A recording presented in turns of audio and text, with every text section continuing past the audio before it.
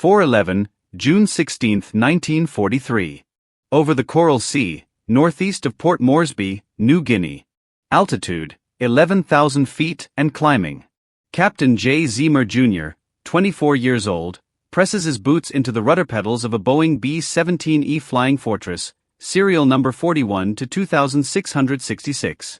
Four Wright R-1820-65 radial engines drag the heavy bomber through thin pre-dawn air, each engine pushing out around 1,200 horsepower. In the dim red glow of the cockpit lamps, the instruments quiver. Outside, the temperature has dropped below freezing. Frost creeps along the edges of the windshield.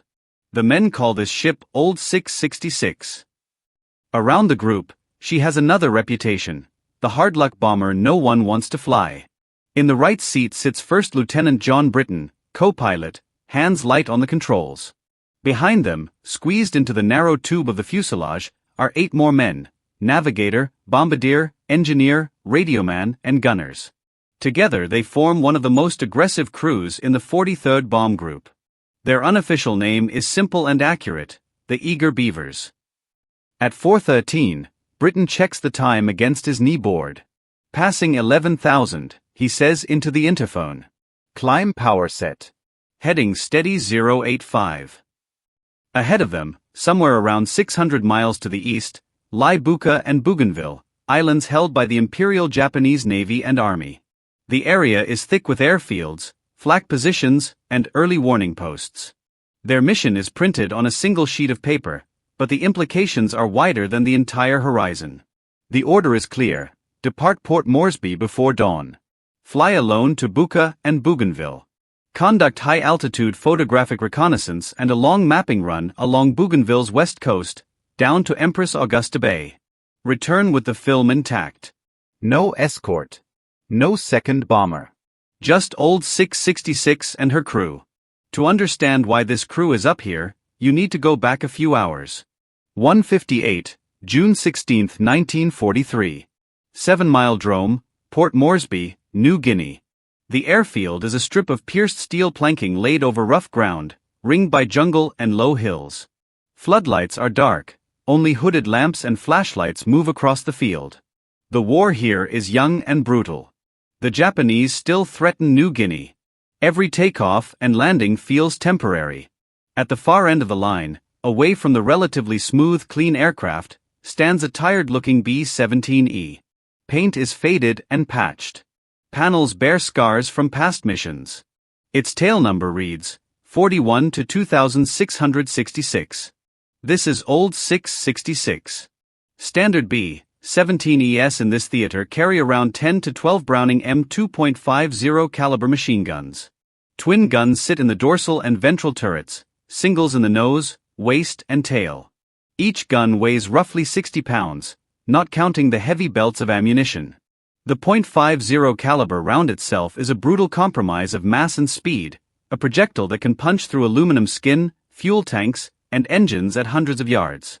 Old 666 is not standard anymore. Over weeks, Zeamer's crew has turned the bomber into a custom-built gunship. Waist guns have been doubled into twin mounts. Extra .50 caliber guns have been installed in the radio room and other positions. A fixed forward-firing gun sits in the nose, wired so the pilot can fire it from the yoke. The official count for a B-17 might be 13 guns, but this aircraft carries more steel and ammunition than any manual anticipates. All that extra firepower has a cost. Every gun adds weight. Every ammunition box adds more. To compensate, the crew has ripped out non-essential equipment and some armor, stripped weight wherever they can, and pushed the engines hard. Old 666 now sits somewhere between bomber and flying fortress in the literal sense, a slow, dangerous block of guns and men. At 2:03, the crew truck pulls up. First to step out is Second Lieutenant Joseph R. Sarnoski, 28, bombardier and nose gunner. Short, calm, and precise, he carries his parachute harness over one shoulder, a small bag with personal gear, and the quiet knowledge that he could have stayed in the United States as an instructor. He requested combat instead. Next comes First Lieutenant Rudy Johnston, navigator, holding a plotting board, protractor, and a case of folded charts. The route he has drawn is exacting. Climb out from Port Moresby, head out over open water with no landmarks, make landfall near Buka, then turn south to fly a long, straight mapping run down the coast of Bougainville. Behind them walk the enlisted men. The flight engineer. The radio man. The waist and tail gunners. They carry parachutes, flight helmets, and a casual swagger that covers very real odds. Each glance at the tail number ends the same way, with a half-joke. "Good old 666, one of them says, softly. "If she's going to kill anyone, might as well be us." It is not entirely a joke. Old 666 has a file of bad luck. Mechanical failures. Holes from flak and fighters. Misfortunes that made other crews turn away when her name came up on the board. Zeamer did the opposite. He requested her. The mission itself originates weeks earlier, in staff meetings far above the pay grade of any of the men now climbing the ladder into the fuselage. Early 1943. Planning rooms of 5th Air Force and Allied headquarters. The Allies are preparing the next stages of their advance in the Southwest Pacific.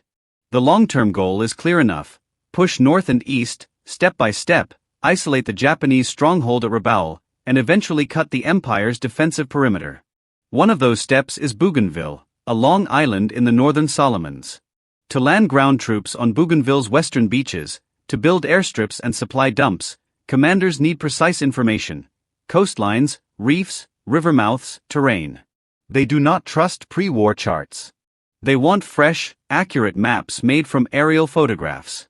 That requirement turns into a technical demand. A bomber must fly a trimetrogon mapping run down the island's coast. Trimetrogon photography uses 3 cameras, 1 vertical, 2 oblique, to cover a wide strip of ground. To work, the plane must fly straight and level at a fixed altitude for a long, predictable time. That is exactly the opposite of what a sane crew does over defended enemy territory. An early version of this mission appears on operations boards weeks earlier, then slips backward as weather, higher priority raids, and the realities of war push it off. Each time it returns, it looks no better. The route is long. The bomber must go alone. Japanese airfields at Buka and Kahili stand directly in the path. Volunteers are requested. Silence usually follows. In the 43rd Bomb Group, one name keeps coming up anyway: Jay Zeamer. By May 1943, Zeamer has already earned a complicated reputation. He once struggled through West Point. He nearly washed out of pilot training. He is not the neat, by-the-book officer some commanders prefer. But in the air, he is fierce, stubborn, and very good. With him, a cluster of similar outliers drift together and form a crew. They fly recon over Repelled at altitudes and profiles no one recommends. They volunteer for missions others call hopeless. They come back in bombers that look like patched colanders. Decorations start to follow. Silver stars. Distinguished flying crosses. The nickname Eager Beavers sticks. Zeamer and his men also spend more time than most inside their aircraft between missions. They learn where the wiring runs. How the turrets behave under stress. Which guns jam and why. Old 666 becomes their project, their weapon, not just an assigned tail number. So when the Bougainville mapping run comes back onto the board yet again in June 1943, with updated instructions to include a photographic pass over Buka's airfields first, Zeamer does not hesitate. "We'll take it," he says. The staff officers look at him, then at each other. A single B-17E, no escort, deep into enemy airspace, with instructions to fly for long, predictable stretches? They sign the order. 334, June 16, 1943. 7-mile drome. Old 660 SIXS engines turn over, one by one, coughing smoke, then settling into a hard, rhythmic roar. The smell of aviation fuel, hot oil, and exhaust fills the night air. Ground crew pull chocks from the wheels. The bomber rolls toward the runway. Inside the cockpit, the checklist runs in short, focused phrases. Mixture rich. Props full high. Cowl flap set. Cowl temps green. Boost pumps on. Zeamer checks his watch. Time 0335. Ready. The tower clears them. Throttles go forward. The four engines wind up through 30 inches of manifold pressure, then 40, then past 45. The heavy airframe shudders. The runway lights blur under the nose. At a little over 90 miles per hour, the tail lifts. At around 110, the aircraft grows light. Zeamer eases back on the yoke. The flying fortress leaves the ground. Gear comes up with a mechanical whine. The black shape of New Guinea starts to slip behind them. 200 feet. 500. 1,000. By 350, they are already climbing out over the sea, the coastline shrinking into darkness. Back at the field, a mechanic watches the fading shape of the bomber and shakes his head. They're not coming back from that, he says to no one in particular. 5:02, June 16, 1943. Altitude, 18,000 feet. Over open ocean. The world has narrowed to instruments and the slow brightening of the eastern horizon. The coastline of New Guinea is long gone. There is no land in sight, only water and the faint suggestion of clouds. In the nose, Sarnoski checks the Norden bomb sight and the mounts for his forward guns. Today, the bomb sight is less a bombing tool and more a stable platform for precise camera work. The bomb bay beneath him doesn't carry a full load of bombs. Instead, it holds the trimetrogon camera installation and precious film. In the navigation compartment, Johnston works his calculations. True airspeed. Wind drift. Course corrections. Over water, a small error early becomes a lethal mistake hours later. He checks estimated times. Landfall near Buka should come shortly after sunrise. In the radio room, the operator tests his sets on known frequencies, then listens for Japanese chatter. So far, only static. At 5:09, the first pale line of dawn shows on the horizon off the nose. The sky goes from black to dark blue. The altimeter reads 20,000 feet. The engines drone without complaint. Fuel consumption is on schedule. The distance to Buka shortens. Everyone on board knows what waits beyond that simple line on a map. Buka and Bougainville host fighter units equipped with Mitsubishi A6M Zeros and other types, fast and agile machines armed with 20mm cannon and 7.7mm machine guns. Against those, a fully loaded B-17 is big, slow, and easy to see. But unlike most bombers, Old 666 is designed, in the crude way of field improvisation, to turn that vulnerability into a trap. She is overloaded with guns, ammunition, and a crew willing to stay and fight.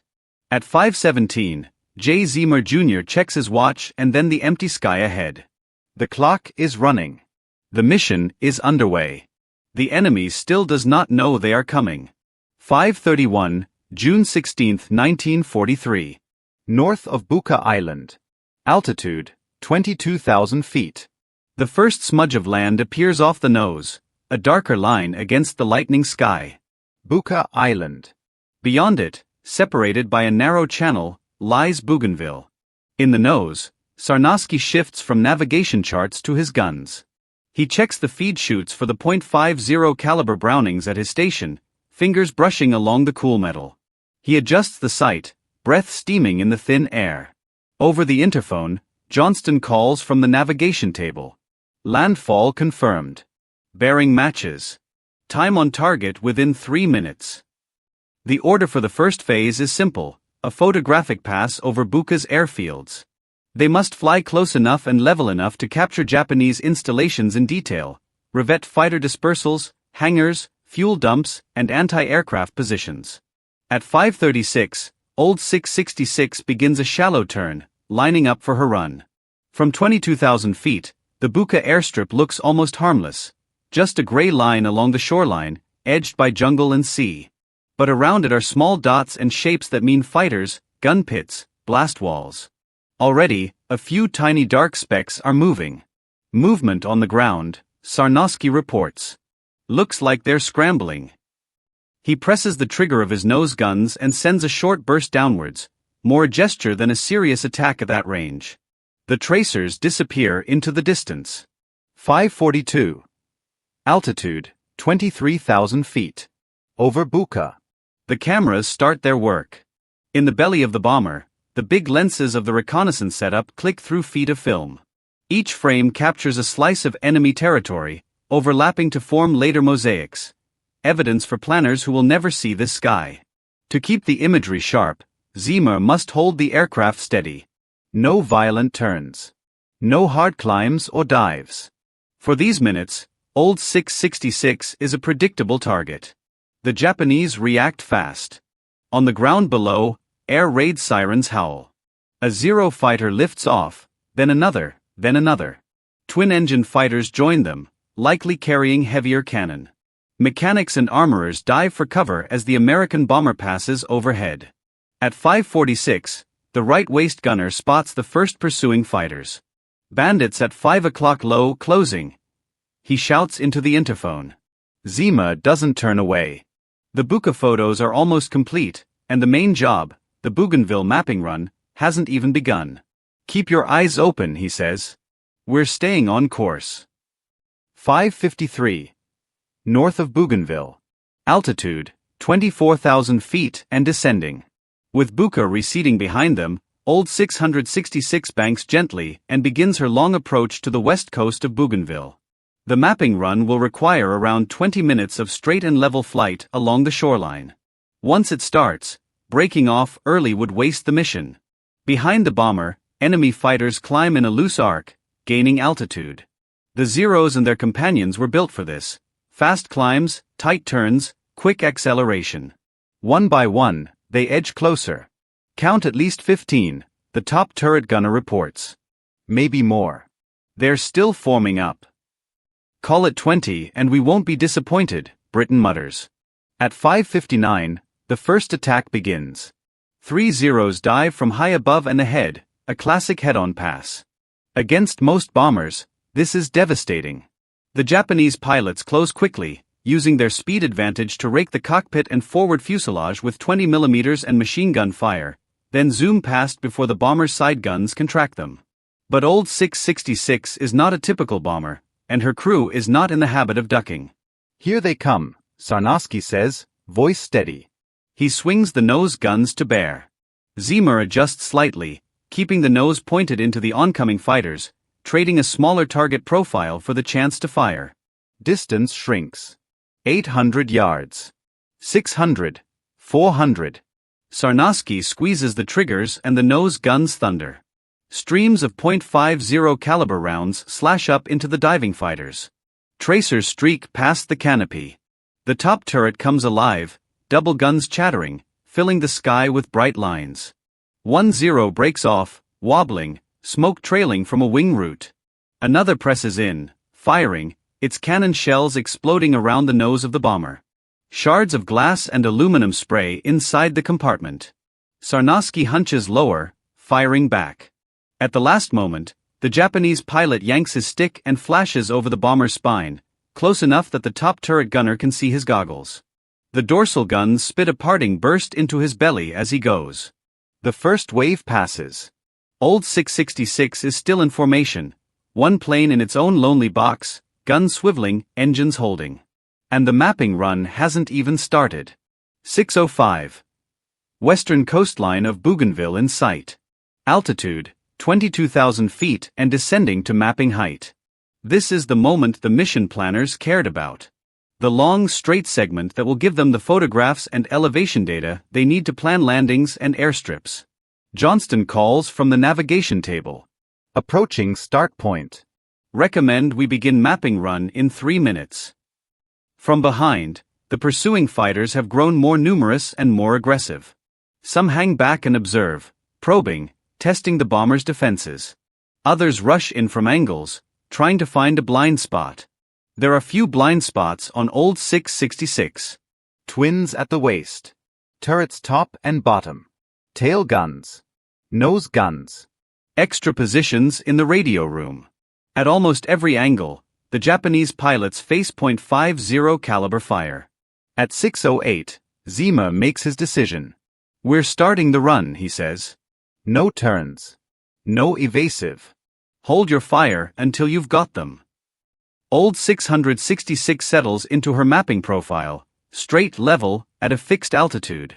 Beneath, the coastline of Bougainville slides into place under the cameras. Rivers. Villages. Thick jungle. Potential beaches. Above and around, the fighters tighten the noose. 6:12. Over Bougainville's west coast. Mapping run in progress. The second major attack begins with a burst of tracers that tear through the tail section. Tail taking fire. The rear gunner yells. 2 at 6 o'clock, closing fast. He answers with his own guns, long bursts that force the Zeros to scatter. One darts high and right, crossing into the field of fire of the upper turret. The gunner there swings his weapons and hammers down on the triggers. The Japanese fighter rolls, smoke pouring from its engine, and drops out of sight. At almost the same moment, 3 more fighters strike from the nose sector. This time, one of them scores. A 20mm shell detonates just outside the nose compartment. The blast punches through aluminum and plexiglass, shredding equipment and flesh. Sarnoski is slammed backward, thrown from his station, chest and face torn, lungs filled with blood. The nose of old 666 is shattered, glass gone, edges jagged, wind roaring through. Sarnoski's hit. Someone shouts. For a few seconds, the nose is bare. A Japanese fighter sees the opening and lines up for a kill shot on the now exposed cockpit. Then Sarnoski moves. Despite mortal wounds, he drags himself back to the nose gun position. He hauls the gun back into line, braces against the broken structure, and fires a blistering burst straight into the oncoming fighter. The Zero's nose explodes. The aircraft breaks apart and dives away. In the cockpit, Zeamer doesn't see the full exchange. He feels the impact of the shell, hears the ripping of metal, then the renewed thunder of his own nose guns. "Is Joe still in there?" he asks. "He's hit bad," comes the answer. "But he's still firing." The mapping run continues. Straight. Level. Cameras clicking. Film advancing. 6:19. Over Bougainville. Under fire. The third wave of attacks hits from multiple directions. High sides, low quarters head-on. Japanese pilots have realized that the big American bomber will not break away. They commit fully, attempting to tear it apart by sheer volume of fire. Old 666 shudders under the punishment. Rounds punch through the wings.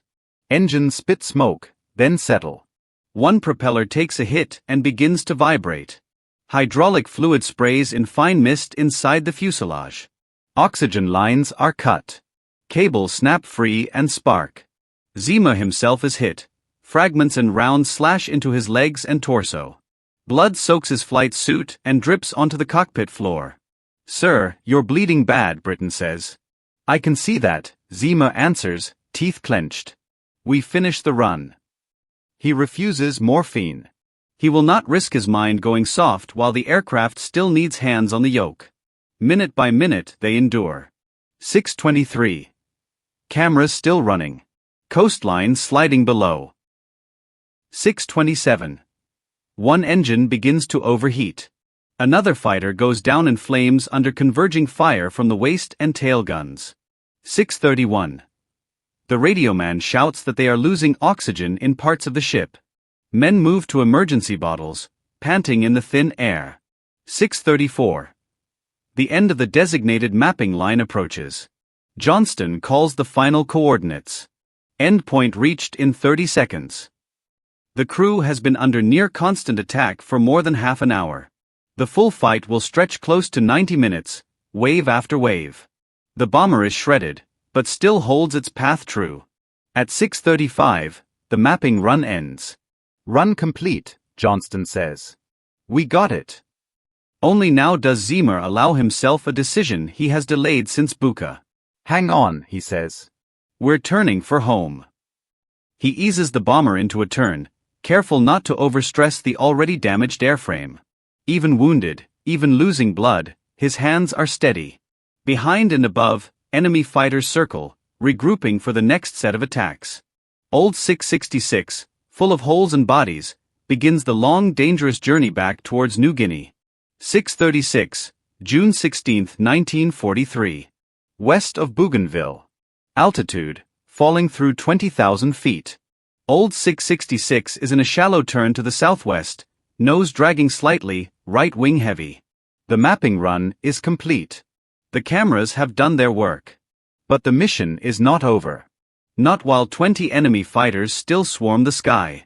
The Japanese pilots see the turn and push in, eager to finish what they started. Here they come again, 3 o'clock high. The top turret gunner shouts. A trio of Zeros dives in from the starboard side, guns flickering. Tracers stitch across the right wing. Fuel sprays from a punctured line, vaporizing in the slipstream. One round punches through an engine cowling.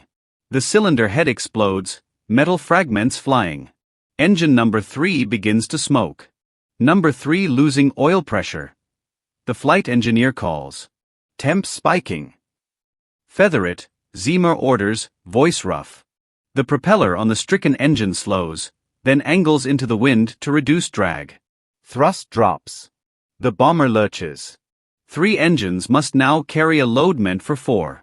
Inside the fuselage, the air is freezing and thin. Oxygen masks press against faces.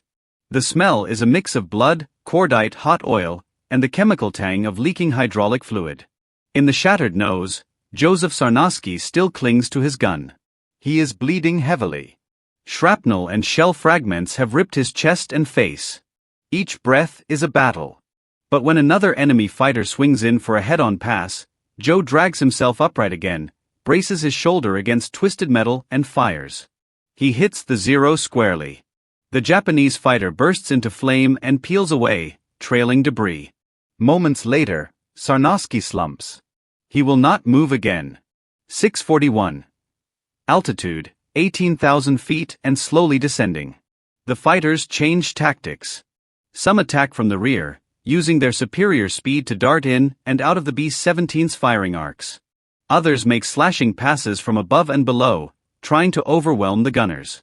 The tail gunner tracks one Zero that appears again and again at 6 o'clock low. He's back, coming up the slot. He holds his fire until the fighter is close enough that he can see the red meatball on its nose. Then he squeezes the twin triggers. The .50s hammer. Tracers walk up the Japanese aircraft. The Zero shudders, rolls onto its back, and falls. Another attacker comes in from the port waist side. The waist gunner swings his twin Brownings, the flexible mounts juddering with emotion. He fires long bursts, feeding belt after belt into the guns. Empty brass and steel links clatter across the floor. He sees pieces fly off the enemy's wing. The fighter breaks off, trailing smoke. Inside the radio room, rounds punch through the fuselage. One fragment rips across the radioman's shoulder.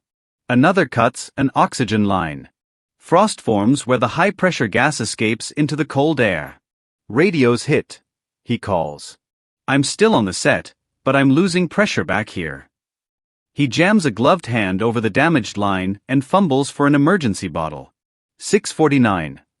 Southwest of Bougainville. Altitude, 15,000 feet. The fight has now raged for more than half an hour.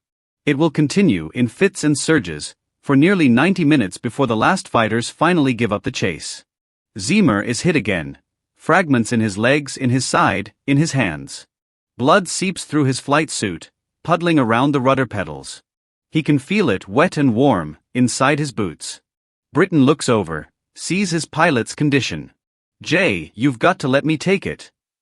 Zeamer shakes his head once. You stay with the power and radios, he says. I've got it.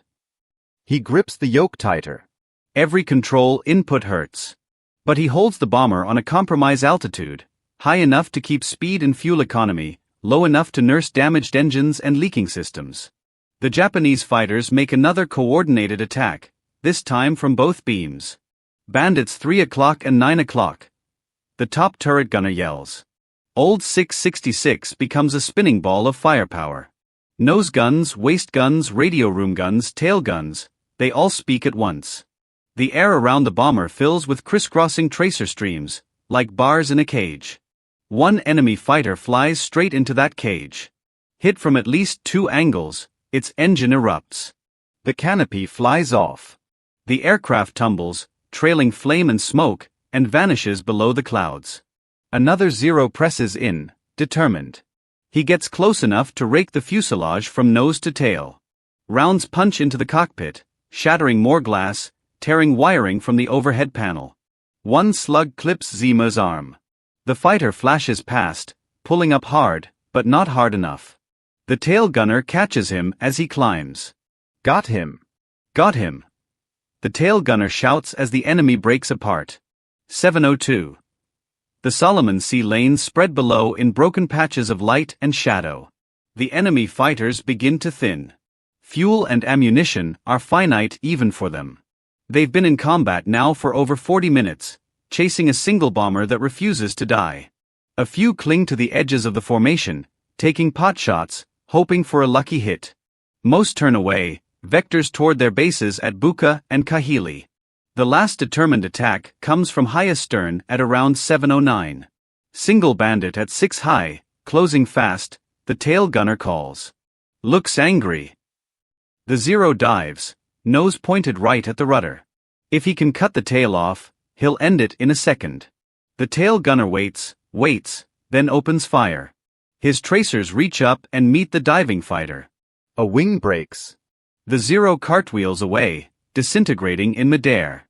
The sky is suddenly empty, no more contrails weaving closer. No more diving specks. No more sniper-like bursts of cannon fire. Just old 666, alone again in the vast Pacific sky. 7:14. Altitude, 13,000 feet and slowly dropping. The interphone is a chorus of labored breathing and pain. Status check, Britain says. One at a time. Tail. Hit but operational. Gunner wounded, still conscious. Waist. Both gunners wounded. One has shrapnel in a leg, the other in the shoulder. Both insist they can still fight. Radio. Radioman wounded, radio set damaged but functional. Top turret. Minor wounds. Turret working. Navigator. Cuts and bruises, instruments scattered but core tools intact. Bombardier. No answer. Someone in the forward fuselage answers for him, voice tight. Joe's gone, he says. He died at his gun. Silence follows, broken only by the deep, uneven rumble of the 3 remaining engines. Zeamer closes his eyes for half a second, then opens them again. Secure the nose as best you can, he says. We've got a long way to go. 8:02. Midway between Bougainville and New Guinea. Altitude, 10,000 feet. The course home is not simple. The bomber is losing fuel from punctured tanks. Controls are stiff. One engine is gone. Another is running hot. The oxygen system is compromised, forcing them to stay lower than ideal for a long-range cruise. Lower altitude means thicker air and better engine performance, but also more drag and more fuel burned. It is a constant trade-off. Johnston works his navigation in a fuselage that looks like a scrapyard. Holes in the skin let in shafts of light. Bits of insulation flutter in the slipstream. He calculates their position using dead reckoning, drift sights, and whatever still works. Course steady. If our speed is right, we'll see the Owen Stanley range in a couple of hours, he tells the cockpit. In the radio room, the radioman sends out contact reports when his damaged set cooperates, trying to let Port Moresby know they're coming home half dead. Mayday, mayday, this is B-17, tail 41 to 2666, returning from Bougainville reconnaissance. Heavy damage. Multiple wounded. Estimate arrival, unknown. The transmission stutters in and out. 9:37. Approaching New Guinea. Altitude, 9,000 feet. The crew can finally make out the dark line of land ahead. The mountains of New Guinea rise like a wall, with peaks climbing above 13,000 feet. Crossing them on a good day in a healthy bomber is no small feat. Today is not a good day, and old 666 is far from healthy. Zeamer and Britain weigh the options. Climbing to clear the highest peaks might overstress the remaining engines and worsen fuel burn. Skimming lower valleys risks turbulence and cloud. They choose a middle path, threading through lower passes, nursing power, trusting Johnston's navigation and the glimpses they can snatch through breaks in the weather. Inside the aircraft, the wounded crew brace against each jolt. Makeshift bandages are tied tighter. Someone checks on Sarnoski again, even though they know. They cover his body with what they can find, a blanket and a piece of canvas. 10:21. South of the Owen Stanleys. Altitude, 6,000 feet and descending. The coastline near Port Moresby comes into view at last. 4 hours now, every man aboard has been waiting for this moment. The radio wakes up with clearer signals. Ground controllers finally catch the fragments of old 660 SIXS calls. B-17 returning from Bougainville, heavy battle damage. Request emergency landing, medical standing by down on the field, ambulance trucks and crash crews roll toward the edge of the runway. Men who watched the bomber depart in the dark, hours earlier, now stand in bright sunlight, scanning the sky. They don't see a proud, clean fortress coming home. They see a wreck. Old 666 appears as a battered shape with one prop feathered, others turning unevenly. Pieces of her nose are missing. Fabric hangs from control surfaces. Smoke trails behind in fits and starts. 10:29. Final approach to 7 Mile Drome. Gear down, Zeamer says. The flight engineer throws the lever. For a tenth second, nothing happens. Then the landing gear begins to crawl down, slower than it should, hydraulics groaning under the strain of leaks and damage. 3 green, the engineer reports. We're showing down and locked. Britain handles the throttles. Zeamer holds the yoke, fighting the wounded aircraft's tendency to yaw and roll. Every nerve in his body protests. His vision swims at the edges. He has lost a dangerous amount of blood. Just a little farther, he tells himself more than anyone else. The runway rises to meet them. Touchdown. The main wheels hit hard. The bomber bounces once, then settles. Brakes squeal. The aircraft shudders down the pierced steel and dirt, slowing, until finally it rolls to a stop. Engines are cut. The sudden quiet is shocking. For a moment, no one moves. Then the crew hatch opens and medics storm aboard, ducking through twisted metal and dangling wires. They find a cockpit slick with blood. A pilot barely conscious, still strapped into his seat. Gunners pale and shaking, some barely able to walk. A bombardier lying in the shattered nose, where he made his last stand. 7 Mile Drome, New Guinea. 10:34, June 16, 1943. Old 666 has made it home. 10:41, June 16, 1943. Dispensary and Field Hospital, Port Moresby, New Guinea. They wheel Jay Zeamer Jr. into the aid station on a stretcher soaked almost black with blood. His flight suit is cut away in strips. Medics count the wounds and stop counting when the number passes 40. Shrapnel, bullet fragments, deep gouges. One leg is torn badly enough that surgeons warn he may lose it. Consciousness comes and goes in waves. What about the crew? He asks, voice barely above a whisper. Some wounded, Captain, a doctor answers. They're alive. You brought them home. And Sarnoski? The doctor hesitates for a fraction of a second. He didn't make it. I'm sorry. Zeamer closes his eyes. In his mind, he sees the shattered nose, the exploding shell, Joe dragging himself back to the gun. He sees the enemy fighter breaking apart in midair. He earned it, Zeamer says. No one needs to ask what he means. Write him up right. Over the next days, reports are filed. The ground crews and armorers crawl over old 666, recording every hole, every burned patch of paint, every twisted spar. They count more than 180 separate hits in the airframe. She has flown through a storm of metal and somehow stayed in the sky. Intelligence officers interview each surviving crew member separately, reconstructing the timeline. Take off before dawn. Buka, fighter scrambling. First attack wave. Second. Third. Sarnoski wounded. Sarnoski returning to his gun. 90 minutes of combat with up to 20 fighters. One engine gone. Others damaged. Oxygen lines cut. Controls hit. Pilot refusing to leave the controls. The written narrative of the mission fills pages, but the essentials are simple. The crew of old 666 pressed on to complete a critical reconnaissance and mapping mission in the face of overwhelming opposition, then fought their way home in a crippled aircraft. The recommendations for awards climb quickly. For Sarnoski, who continued to fight while mortally wounded and shot down another attacking aircraft before dying at his gun, the recommendation is clear: the Medal of Honor. For Zeamer, who repeatedly refused medical treatment, remained at the controls despite severe wounds, and completed both the Buka reconnaissance and the Bougainville mapping run under sustained attack, the recommendation is the same. For the rest of the crew, Britton, Johnston, the gunners, the radioman, a string of high decorations is proposed: Distinguished Service Crosses, Silver Stars, Distinguished Flying Crosses. The mission of June 16, 1943 will become known as one of the most highly decorated single-air actions in U.S. history.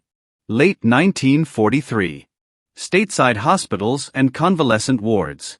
While the war in the Pacific rolls on, Jay Zeamer's fight shifts from the sky to the operating table.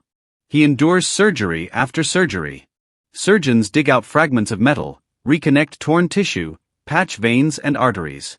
Infection is a constant threat. For a time, the possibility of amputation hangs over him like a shadow. He refuses to accept it. Physical therapy is slow and brutal. He learns to walk again, first with crutches, then with a cane. The leg that took so much punishment never fully recovers.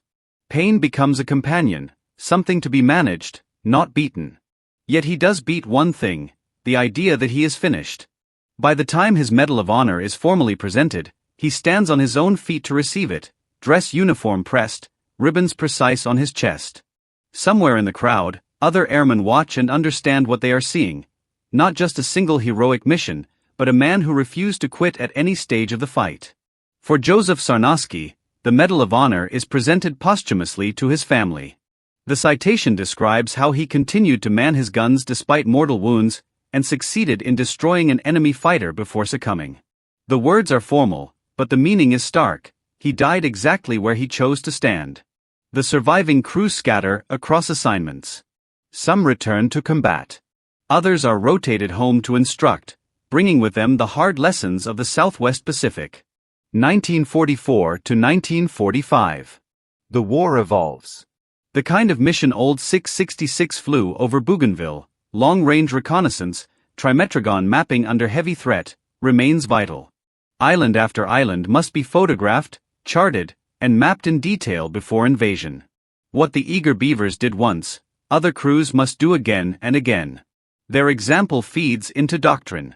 Briefing officers point to the Bougainville mission as proof that a single well-armed bomber, flown aggressively and coherently, can survive in hostile airspace long enough to accomplish its task.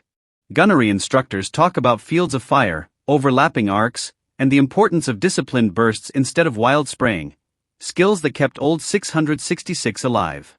Reconnaissance units refine their tactics, start photography early, anticipate where fighters will scramble from, use altitude and sun position to blind attackers where possible. No one plans to repeat the exact conditions that produced 90 minutes of running battle, but everyone understands now that it can happen, and that it can be endured. As newer aircraft and better fighter escorts arrive, the specific improvisations of Old 666, extra guns in the radio room, fixed forward point 50s controlled by the pilot, become less necessary. But the underlying principle remains: adapt the machine to the mission, not the other way around. Post-war years. Old 666 herself does not survive the peace.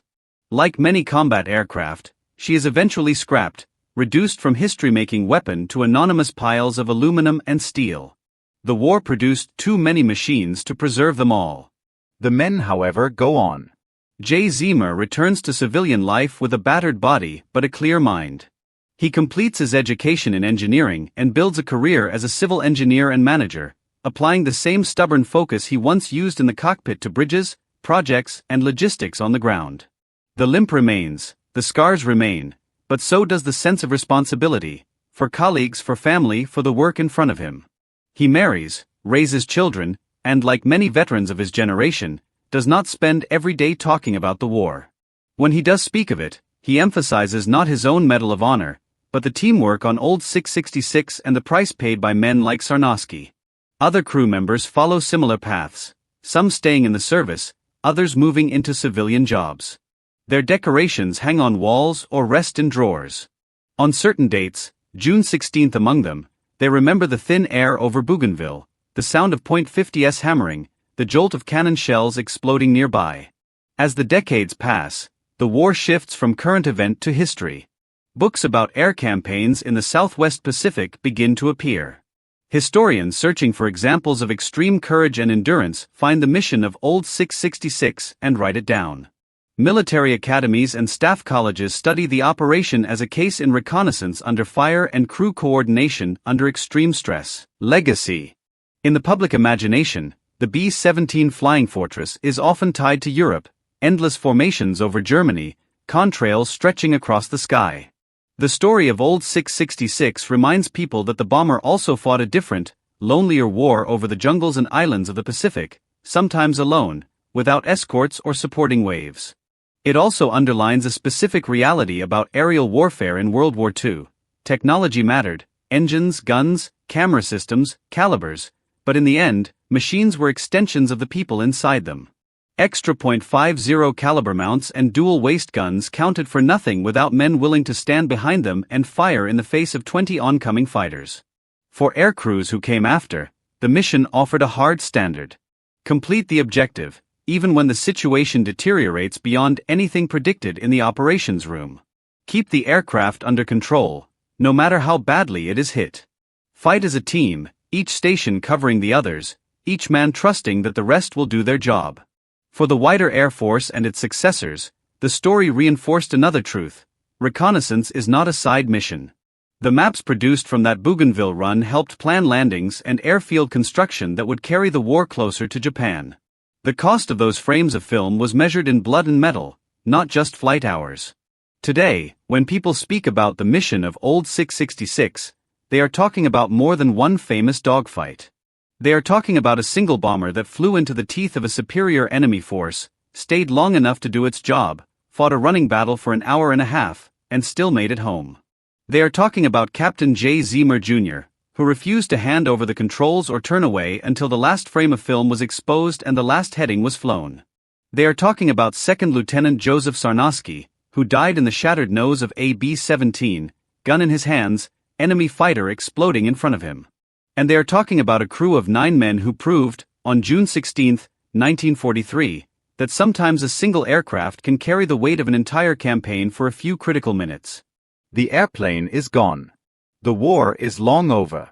But the story of Old 666 still flies, kept alive in books, classrooms, and the quiet memory of those who understand what it means to stay on course under fire and bring your crew home.